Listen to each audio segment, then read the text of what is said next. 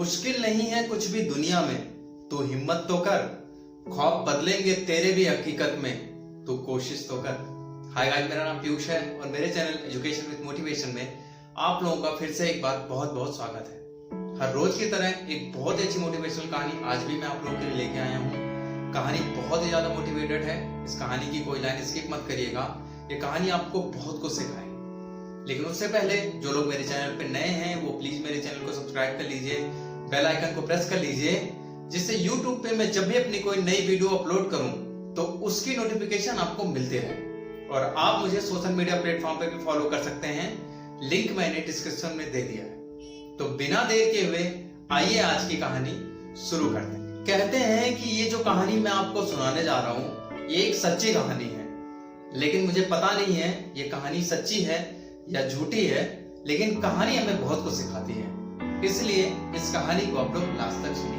एक बार एक बहुत बड़ी कंपनी में एक बहुत बड़ी मशीन लगानी थी, और वो जो मशीन लगानी थी वो जमीन से, जो हमारा ग्राउंड लेवल होता है, उससे भी 10 मीटर नीचे लगानी थी। लेकिन दिक्कत ये थी कि उस मशीन को ऐसे रखना था कि उस मशीन पे जरा सा भी चोट ना आए, मतलब उस मशीन पे नीचे से कोई प्रेशर ना आए।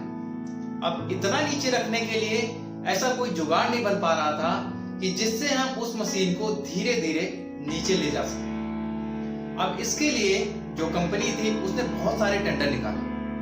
बहुत सारे लोगों ने उन टेंडरों को भरा, और कोई 20 लाख मांगा, कोई 30 लाख मांगा, और किसी ने भी मशीन के सेफ वहां तक पहुंचने की गारंटी नहीं ली।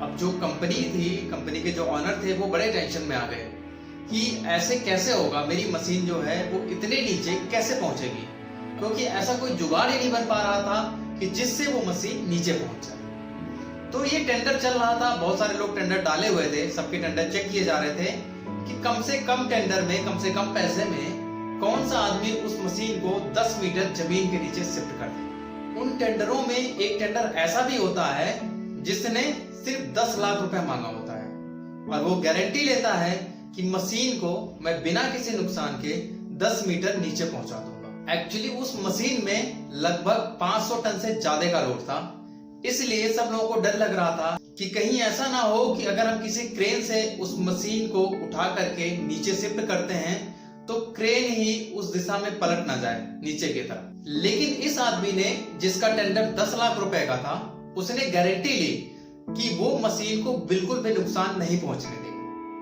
अब जो कंपनी होती है जिसमें मशीन लगना होता है, वो इस टेंडर वाले आदमी को बुलाते हैं और बात होती है, मामला जो होता है, डील भी वो 10 लाख रुपए में फाइनल हो जाती है।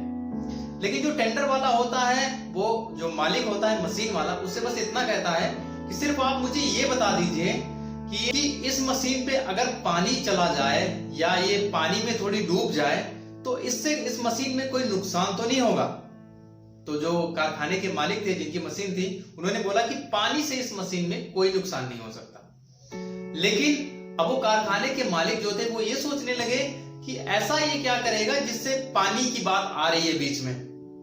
अब वो उस आदमी से पूछते हैं जिसका टेंडर है कि आप कुछ ऐसा क्या करना चाहते हो, मैं भी जानना चाहता हूं, जिससे आप इस मशीन को पहुंचा दोगे नीचे तक। तो आदमी जो टेंडर वाला होता है वो कहता है कि सर बस आप देखते जाइए, आपकी मशीन हम बिल्कुल सही सलामत पहुंचा देंगे। अगले दिन सभी लोगों की भीड़ इकट्ठा हो जाती है कि इस इतने हैवी मशीन को लोग उस जमीन के अंदर 10 मीटर कैसे लेके जाएंगे बिना किसी प्रेशर के, या मशीन पे बिना कोई लोड डाले। अब वो आदमी जिसने टेंडर डाला होता है वो अगले दिन आता है और अपने साथ वो 20 ट्रक बर्फ के लेके आता है। अब उस 20 ट्रक का जो बर्फ होता है वो पूरे वो 10 मीटर के गड्ढे में पूरे बर्फ को भरवा देता है। जो बर्फ होता है वो जमीन के लेवल तक उस 10 मीटर गड्ढे में भर दिया जाता है। फिर मशीन को धीरे से क्रेन के रास्ते आहिस्ता आहिस्ता खिसका करके उस बर्फ पे रख दिया जाता है, और उस बर्फ वाले गड्ढे में जिसमें मशीन लगनी होती है उसमें 5 पंप ऐसे लगा दिए जाते हैं जिससे जब वो बर्फ पिघले तो उसका पानी वो बाहर एग्जॉस्ट कर सके। इस तरीके से वो टेंडर वाला जो आदमी होता है वो पूरा प्लान करके रखता है। बर्फ को उस गड्ढे में डाल दिया जाता है, उसके ऊपर मशीन को रख दिया जाता है, धीरे धीरे बर्फ गलना शुरू कर देती है। जैसे जैसे बर्फ गलती है उसका जो पानी एक्सेस होता है वो 5 पंपों के रास्ते से, 5 पंपों के द्वारा बाहर निकाल दिया जाता है गड्ढे से और मशीन आहिस्ता आहिस्ता नीचे शिफ्ट होती चली जाती है। लगभग 10 घंटे के बाद वो मशीन अपने जगह पे पहुंच जाती है जहां पे उसको पहुंचना होता है।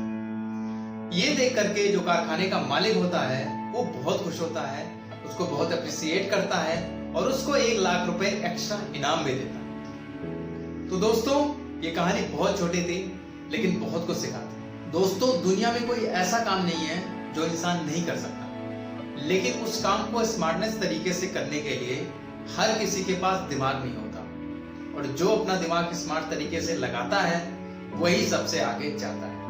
तो दोस्तों कहानी आपको समझ में आ गई होगी कि कोई भी काम गधे की तरह करने के बजाय उसको स्मार्ट तरीके से कम टाइम में निपटाने की कोशिश कीजिए।